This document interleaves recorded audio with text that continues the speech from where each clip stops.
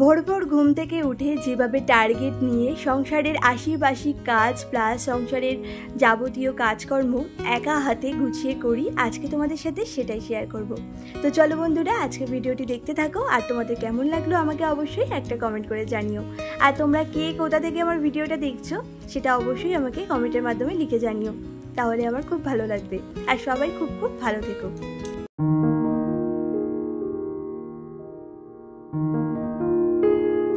সুপ্রভাত বন্ধুরা, কেমন আছো তোমরা সবাই? আশা করছি তোমরা সবাই খুব ভালো আছো আর সুস্থ আছো। আমার আরও একটি নতুন ভিডিওতে তোমাদের সকলকে অনেক অনেক ভালোবাসা আর অনেক স্বাগত জানিয়ে আজকে ভিডিওটি শুরু করছি। আর আশা রাখছি আজকের ভিডিওটি দেখতে তোমাদের খুব ভালো লাগবে। তো ভিডিওটি দেখে আমাকে অবশ্যই কমেন্ট করে জানিও তোমাদের আজকের ভিডিওটি কেমন লাগলো। নতুন বন্ধুদের উদ্দেশ্যে শুধু এইটুকুই কথা বলার, যদি আমার ভিডিওটি তোমাদের কোথাও ভালো লেগে থাকে তাহলে আমার চ্যানেলটিকে প্লিজ তোমরা সাবস্ক্রাইব করে নিও, তাহলে আরও নতুন নতুন ভিডিও আমি যখন ছাড়বো তখন তোমরা সবার আগে পেয়ে যাবে। তো যাই হোক, আজ হলো সোমবার আর এখন সময় হচ্ছে ঠিক সকাল 6:15। আজকে যদিও একটু ঘুম থেকে তাড়াতাড়ি উঠেছি, কয়েকটা দিন একটু দেরি হয়ে যাচ্ছিলো, ওই 7টা, 7:30, কখনো 8:15 হয়ে যাচ্ছিলো। তো এইদিকে দেখতেই পাচ্ছ আমাদের নতুন ঘরে কিন্তু কাজ শুরু হয়ে গেছে, তো প্লাস্টার করা হচ্ছে। তো ওইদিকে ভাড়াও বাঁধা আছে, আজকে আবারও মিস্ত্রি আসার কথা আছে। তো মিস্ত্রি আস্তে আস্তে তাও প্রায় ওই 8:30, 9:15টার দিকে আসে। তো যাই হোক, এদিকে এখন ব্রাশ করতে করতে দেখো গাছগুলোকে একটু ঠিকঠাক করে দিচ্ছিলাম।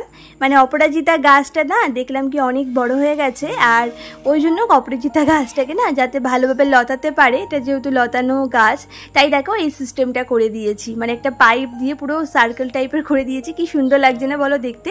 যখন গাছগুলো আরও বড় হবে আর পুরোটা যখন একদম লতিয়ে যাবে না, আরও সুন্দর লাগবে জানো তো।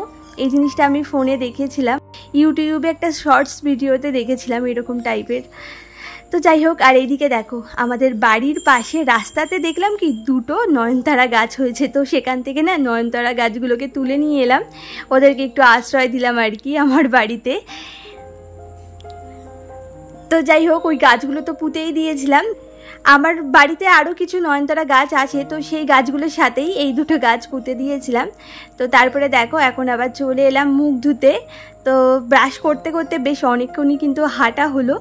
তো যদিও সবসময় তো ঘরের মধ্যেই থাকা হয়, সেরকম একটা কোথাও যাওয়া হয় না, বাড়িতেই বেশিরভাগ সময় থাকি। ওই সোনা মায়ের পিছনে যেটুকু যেতে হয় আর কি, তো সেইটুকুই যাওয়া হয়। আর সেজন্য তো সেরকম একটা মর্নিং ওয়াকও করা হয় না। তো এই সকালবেলায় ঘুম থেকে উঠে না ওই জন্য চেষ্টা করি ব্রাশ করতে করতে বাড়ির মধ্যেই কিছুটা হেঁটে নেবার। আর সকালবেলায় কিন্তু এই হাঁটাচলা করাটা খুবই দরকার আমাদের শরীরের জন্য, আমাদের স্বাস্থ্যের জন্য আর কি। তো সেজন্যই না অনেকক্ষণ ধরে আমি কিন্তু ব্রাশ করি, আর ব্রাশ করতে করতে এরকম এদিকে ওদিকে হাঁটাচলা করি, গাছগুলোকে ঠিক করি, এই সমস্ত কিন্তু করি। তো যাই হোক, এইদিকে দেখো পাতাতে তো পুরো ভরে গেছে, তো ওইদিকে পাতাগুলো ঝাড় দিলাম, মানে আমাদের গাছের যে বেলপাতাগুলো পড়ে। আর এইদিকে বারান্দাতে দেখো কি অবস্থা হয়েছে, ওই যে কালকে যেহেতু বালি সিমেন্টের কাজ হয়েছে, পুরো বারান্দাতে মানে সিমেন্ট হয়ে গেছে, জানো না, সিমেন্টের গুঁড়োগুলো পড়ে পুরো ভর্তি হয়ে গেছে। তো সেগুলো একটু না ঝাড় দিয়ে ফেলে দিলাম, আর নইলে এই ধুলো পায়ে পায়ে সব ঘরে উঠবে। আর এমনিতেও ঘরের যা অবস্থা, আমাকে দিনে 2 থেকে 3 বার ঘর মুছতে হচ্ছে, একদম পুরো সাদা সাদা হয়ে যাচ্ছে, এই যে সিমেন্টগুলো পাড়িয়ে পাড়িয়ে যেতে হচ্ছে আর কি। আর বালি সিমেন্টে কাজ হলে দেখবে এরকম কিন্তু ঘরবাড়ি খুবই নোংরা হয়। মানে এই কটা দিন তো একটু কষ্ট সহ্য করতেই হয়। কিছু ভালো করতে গেলে তার পিছনে কিন্তু কিছু খারাপ থেকেই থাকে। তো সেই খারাপটাকে গ্রহণ করতে পারলে কিন্তু জীবনে কিন্তু অনেক কিছু ভালো হয়। মানুষের জীবন আসলে ভালো মন্দ দিয়েই তৈরি। তো যাই হোক, তোমাদের সাথে বকবক করতে করতে দেখো এদিকে উঠোনটাকে বেশ ভালো করে কিন্তু ডাস্টিং করে পরিষ্কার করে নিয়েছি। প্রথমে তো দেখেই ছিলে কী অবস্থাই না ছিল, তো রোজই পাতা পড়ে না পুরো ভরে যায় উঠোনটা, তো ওই জন্য খুব ভালো করে কিন্তু ডাস্টিং করে নিয়েছি।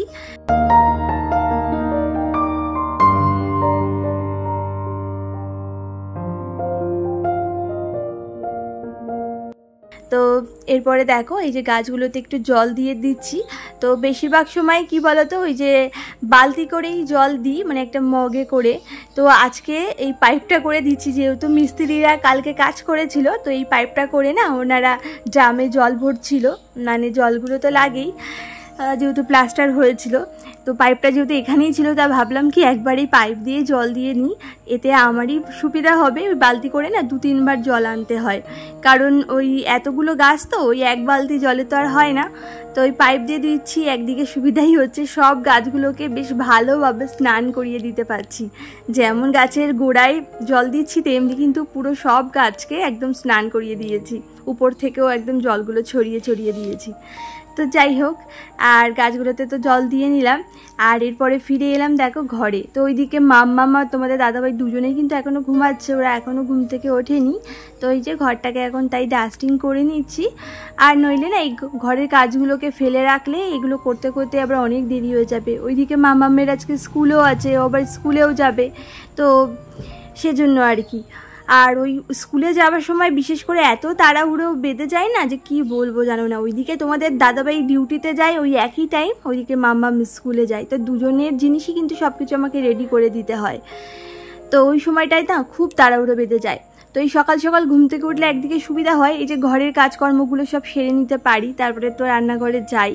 আর যেদিনই ঘুম থেকে উঠতে একটু লেট হয়ে যায় না, সেদিনই আগে রান্নাঘরে যেতে হয়, রান্নাঘরে কাজটা কমপ্লিট করে তারপরে এসে ঘরের কাজটা কমপ্লিট করি। তো আজকে তাড়াতাড়ি উঠেছি বলে ওই জন্য ঘরের কাজটা কমপ্লিট করে নিয়েছি। তো ওরা ঘুমাচ্ছে, ঘুমাক, এই পাকে আমি নিজের কাজগুলো তো সেরে নিই। ওনারা কখন উঠবেন তারপরে যদি আমি কাজগুলো সারি তাহলে অনেক অনেক লেট হয়ে যাবে। আর আজকে জানো তোমার পার্পেল হার্ট গাছেও দেখলাম কি একটা ফুল ফুটেছে। ফুলটা যদিও খুব ছোট কিন্তু দেখতে না খুব সুন্দর, একদম হালকা পিঙ্ক কালারের, খুব ভালো লাগছিল দেখতে, তাই তোমাদেরকেও একটু দেখিয়ে দিলাম। তো যাই হোক, এরপরে দেখো হাতটা ভালো করে সাবান দিয়ে ধুয়ে এসেছি, এখন একটু মাথাটা ভালো করে আঁচড়ে নিচ্ছি। আর এই মাথাটা না আঁচড়ালে না মানে নিজেকে কেমন পাগলি পাগলি মনে হয়। আর আমার তো একটা অপারেশন হয়েছিল, তো এমনিতেও একদিকে চুল তো পুরো কেটেই দিয়েছিল, মানে একদম ন্যাড়াই করে দিয়েছিল। তো সেখান থেকে তো ছোটো ছোটো চুল গজিয়েছে, তোমরা হয়তো খেয়াল করলে আমি ক্লিপটা যখন লাগাচ্ছিলাম না, ওই ছোটো ছোটো চুলগুলো ওর মধ্যে ঢুকিয়ে দিলাম, নইলে ওগুলো বেরিয়ে থাকলে দেখতে একদম বাজে লাগে। আর তবুও এখন যেহেতু একটু ছোটো ছোটো হয়েছে তো এখন অতটাও বাজে লাগে না, এতদিন না খুব বাজে লাগতো জানো না। সব সময় ওই বাকি চুলগুলো দিয়ে ওই জায়গাটা ঢেকে রাখার চেষ্টা করতাম। তো এরপরে চলে এলাম রান্নাঘরে, তো এসে একটু চা করে নিয়েছিলাম। তো এখন 3 জন মিলে চা খেয়ে নেবো। আর আজকে তোমাদের দাদাভাইও কিন্তু একটু চা খেয়েছিল, যদিও অনেক দিন পর্যন্ত চা খাচ্ছিল না, চা খাওয়া যেহেতু ডক্টর বারণ করেছিল। তো এখন যেহেতু একটু ভালো আছে ওই জন্য আগের দিন অবশ্য জিজ্ঞেস করে এসেছিলাম ডক্টরকে, মানে লাস্ট যেদিন চেক আপে গেছিলো, যে চা খেতে পারবে কিনা।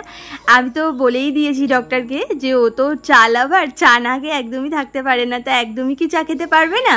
তখন উনি বললেন চা খেতে পারবে, তবে সারাদিনের জন্য একবারই চা খায়, তার বেশি জন্য চা না খায়। আসলে গ্যাসের খুব সমস্যা হচ্ছিল তো সেজন্য আর কি। তো যাই হোক, আর এদিকে দেখো আমার বাবা কিন্তু আজকে চলে এসেছে এরই মধ্যে। তো বাবা না বাড়ি থেকে অনেক এঁচড় নিয়ে এসেছে, আমাদের তো কাঁঠাল গাছ রয়েছে, প্রচুর এঁচড় হয়েছে।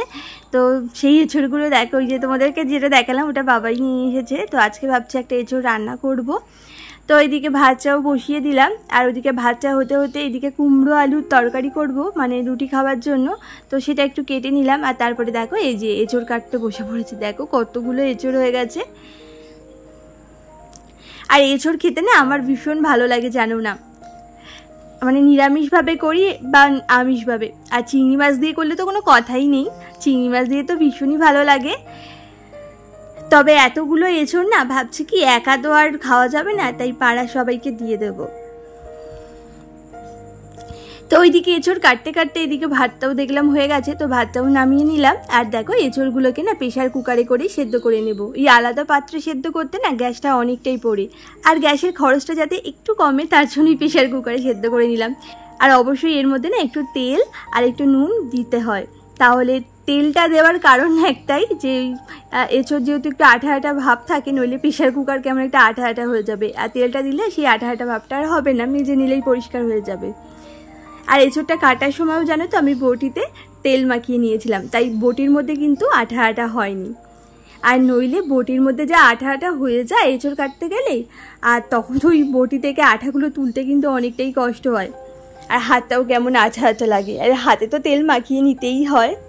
তোমরা যারা নতুন গৃহবধূরা আছো, মানে যাদের নতুন বিয়ে হয়েছে, তারা তো এই ব্যাপারটা জানো না, তাই ভাবলাম একটু বলেই দিই। নতুনদের তো খুবই কাজে লাগবে, আর যারা আমার মতো পুরনো আছো তারা তো সবই জানো। তো যাই হোক, এদিকে দেখো এখন আবার একটু আটাও মেখে নিচ্ছি, রুটি করে নেব। আর আজকে না ভাবছি কি দই কাতলা বানাবো। তো তোমাদের দাদাভাই কাতলা মাছ নিয়ে এসেছিলো, তো সেই কাতলা মাছটা দেখো এক সাইডে ভাজা বসিয়ে দিয়েছি, আর একদিকে এই যে এঁচোড়ের তরকারিটাও বসিয়ে দিচ্ছি। গতদিনের ভিডিওতে আমাকে তো অনেক বন্ধুরা মিষ্টি মিষ্টি কমেন্ট করেছিলে, তো তোমাদের সকলের নামগুলো বাকি বন্ধুদের সাথে শেয়ার করে নেওয়া যাক।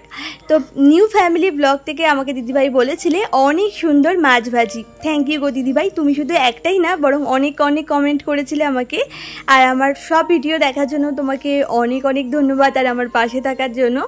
তুমিও খুব ভালো থেকো, আর আমিও চেষ্টা করব তোমার ভিডিওগুলো গিয়ে দেখে আসার। আর আমাকে আয়াত বেঙ্গলি ব্লগ থেকে দিদিভাই বলেছিলে 94 করে পাশে থাকলাম, তুমিও আমার পাশে থেকো। থ্যাংক ইউ গো দিদিভাই আমার পাশে থাকার জন্য।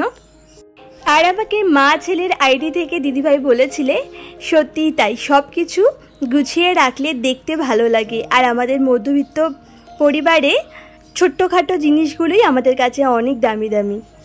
আর কাপগুলো খুব সুন্দর। হ্যাঁ গো দিদিভাই, কাপগুলো না সত্যিই খুব সুন্দর, আমার তো ভীষণই পছন্দ হয়েছে।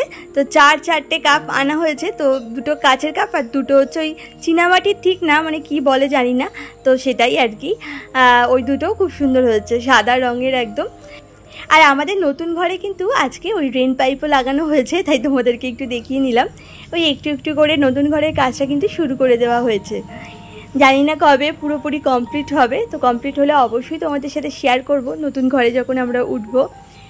তো তোমরা যদি দেখতে চাও অবশ্যই আমাকে কমেন্ট করে জানিও। তো এরপরে ফিরে এলাম ঠিক সন্ধ্যেবেলায়। তো এইদিকে দেখো অনেক জামা কাপড় ছিল, তো আজকে তো জামা কাপড়ও কেচেছিলাম প্রচুর। তো সেই জামা কাপড়গুলোই বিকেলবেলায় নিয়ে এসেছিলাম। তো এখনও যেহেতু পুরোপুরি সন্ধ্যা হয়নি, ওই যে 5:30টার মতো মনে হয় বাজে। তো ওই জামা কাপড়গুলো দেখো এখন ভাঁজ করে নিয়েছি, আর এই ওয়ার্ড্রপটার ভিতরে ঢুকিয়ে রাখছি। এখন আর জানো তো জামা কাপড় আলনাতে রাখি না, এই ওয়ার্ড্রপের ভিতরেই রাখি। উপরে যে তাকটা দেখছো সেটার মধ্যে তোমাদের দাদাভাইয়ের সমস্ত জামা কাপড় রাখি, আর মাঝখানেটায় আমার জামা কাপড় রাখি। তো চলো বন্ধুরা, আজকের ভিডিওটা এই পর্যন্ত।